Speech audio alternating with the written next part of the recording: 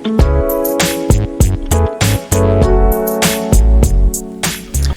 you begin with IELTS or CBT? This is a question I get almost every day, from colleagues in Kenya who want to prepare themselves and relocate to the UK like I did. So in this video, that is the question that I want to answer you. So the question on whether you should begin with IELTS or CBT depends on your own circumstance. As I did, there's a video I did before, and I said that you can actually begin with your CBT before you do your IELTS, and I highlighted the process in that video. I leave the video behind, the link down for you. But in summary is there is something I want you to know about all this. You can actually decide you want to book your IELTS tomorrow, you book it, do it next week or whatever day. But CBT, you cannot do that. You cannot just decide and do that, because there's a process which you have to follow before you reach a level whereby you're ready for the exam. So let me just highlight for you. Before you reach that level where you need to do the CBT, 1, you must have applied for evaluation to the Nursing and Midwifery Council of the United Kingdom. That is 1. And you pay some good amount of money. Okay. 2, you must have done your verification by the Nursing Council of Kenya. Okay, that's about, I think, it's 12,000 Kenya shillings.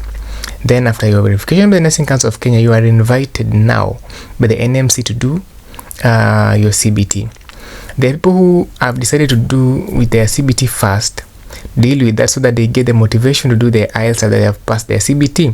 Your story might be different. I do not know what your plan is, but you can actually do that until that level of CBT, then you start with your IELTS then. So what did I do in my own case? I started with IELTS first before I did the CBT. I had saved really money for quite some time, and I knew that IELTS was the monster in the house, and I wanted to deal with it first, finish it, because from the research I had done, I had known that CBT is cheap, it was easy. Okay, so you can begin with any of that depending on how ready you are. If you feel so much scared by IELTS, then you can start the process, do a CBT. Once you've done that, you might get the motivation to now go and do what?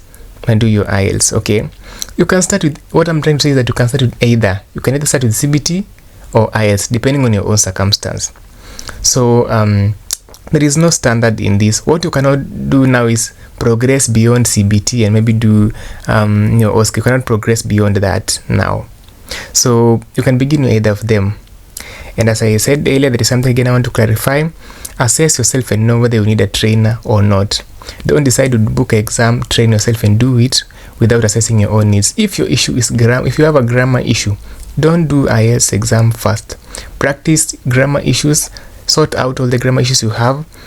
Practice grammar first before you book that exam and do it. Okay, so assess yourself very well before you decide that one. Okay, so the question of IELTS or CBT, it is personal. You assess your own situation. If you have the money to begin with the verification first and the NMC evaluation, start with that before you do your IELTS. Otherwise, there is no standard, there is no definition, there is no particular way of doing this thing. Depends on your own circumstance. For more questions, you can always ask any question in the comment section. You can always come to any of my social media, ask any question. I'll be ready to answer you. So God bless you in this journey.